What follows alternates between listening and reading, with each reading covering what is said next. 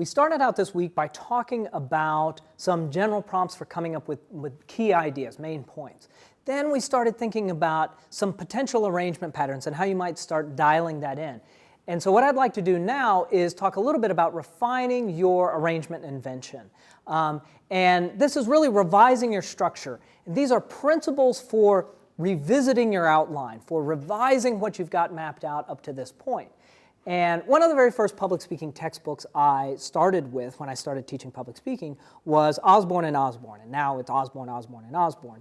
And who knows, in 10 years, there may be 5 more.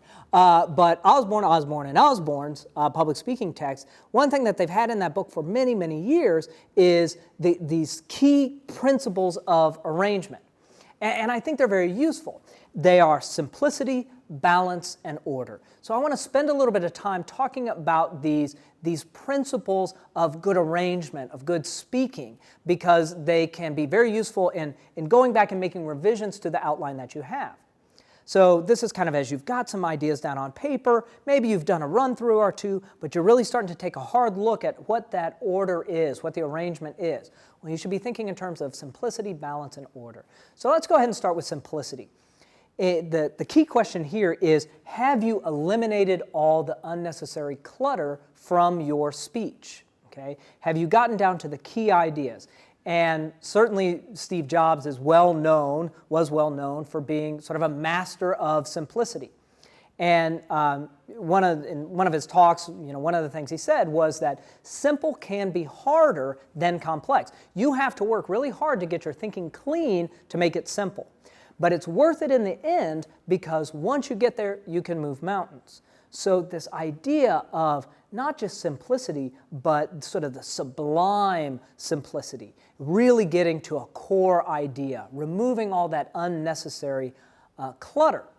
And we want to do that in public speaking as well. And this isn't dumbing stuff down.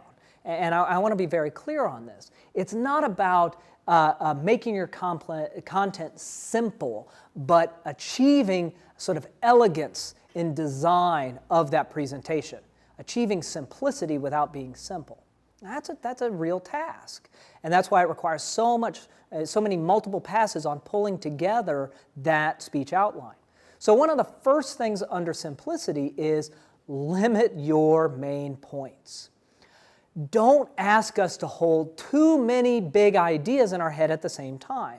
Through a little bit of thinking, you can figure out how to get all the same content in a that was in a speech with 7 main points and 4 subpoints under each into a speech that has maybe 4 main points and between 2 and 4 subpoints under each. It just takes a little bit of sort of figuring what has to be in there, keeping it simple.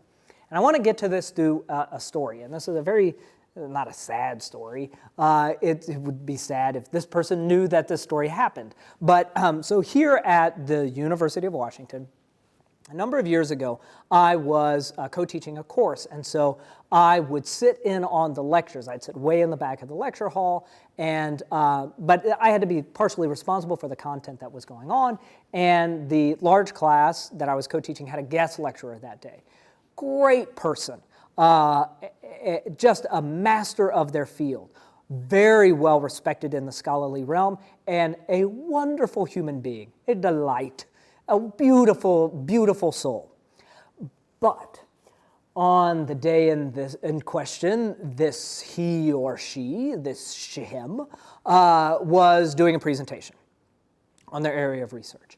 And it's a large lecture hall, so there's probably about 200 students in there, not an uber lecture, but a big lecture. So about 200 students in there. Keep in mind, I'm sitting up in the back, so I can see everything that's going on. And this guest lecturer had projected up on the screen the 17 points, he or she, that I do not want this person to know that this is about them. That's a wonderful person, but it was bad. That they had up on the screen the 17 points that they were going to discuss in their 45-minute talk. 17 points that they were going to say. It was written, on the overhead, projected up on the screen. Today we're going to cover 1 through 17. Sitting in the back, here's what I saw. I saw students come in, go find their seats, sit down, look up, see that list of 17 things, and out went the laptop, in went the headphones, and they were gone, right? They were physically there, but mentally they were miles away. I saw other people come in, sit down, do the same thing, look at those 17 points. Their headphones went in, shades went down, and they were asleep the entire time. Not a most comfortable place to sleep, but that's where they chose to sleep because they weren't going to stick around for these 17 points. And here's what I saw, and this happened on more than one occasion. I saw people walk into the class, take a look up at the screen, and walk right back out. And they left, and they didn't come back for the rest of the day. And it was not that bad of a lecture, but people just saw 17 points. That's a crazy amount of content. And what was really going on, I wouldn't say tragedy, it wasn't tragic, but what was going on is there weren't 17 points. There were probably 3 main ideas with 3 to 4 main ideas under each one of those. Okay? But what had happened is this speaker didn't provide that hierarchy of meaning. They didn't simplify the key ideas. Rather, they took all those main points and subpoints and put them all flush left. So there wasn't a difference between a big idea and a medium-sized idea and a small idea. They didn't get to say, there are 3 things I want to talk about. Here's the first thing. And under this, there are 2 things I want you to remember. Okay? That's a much simpler way of organizing that presentation. But what they had done is they said, here's everything that I'm going to say. And I'm not going to break it out in terms of its level of priority. So simplify. Take all that thing and provide us with a sense of a way of distinguishing main points and subpoints. Big ideas, small ideas, developing detail. But simplify, limit your main points. And in doing so, by providing us with here's a key idea, here are some smaller ideas, here's the developing detail, you're giving us a sense of a relationship to the material. So again, if you're informing us, we're novices. You got to tell us this is a bigger idea and encompasses this one, which encompasses this one. You're providing a filtering function.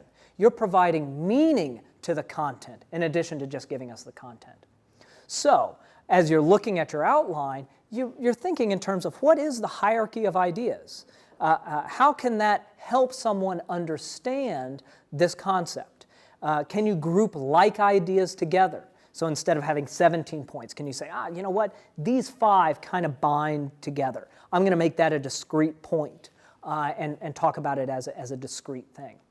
So, the issue is simplifying. Now, I generally like my main points to be somewhere between 3 and 5 big points on long speeches, speeches between an hour to 2 hours. And I can find a way of getting all my material in there. But I'm constantly I'm providing context as people walk into the information. Here's where we are. This is one big idea, but it has 2 smaller ideas. Now we're in the first small idea. Here's some detail on it. So I'm performing that outline for them because it provides a hierarchy of meaning. Certainly, I don't want to probably go more than 4 main points on a short speech, 10 minutes or less. But none of these are written in stone, or if they are written in stone, that was a waste of somebody's time because it all depends. It all depends on the content and it depends on the audience. But the issue is you want to be aiming for simplicity, elegance, doing the hard work of figuring out how to reduce the content to its core components without dumbing it down. And that takes a lot of time and a lot of effort, but you can probably start seeing it not only in your speeches, but the speeches of others.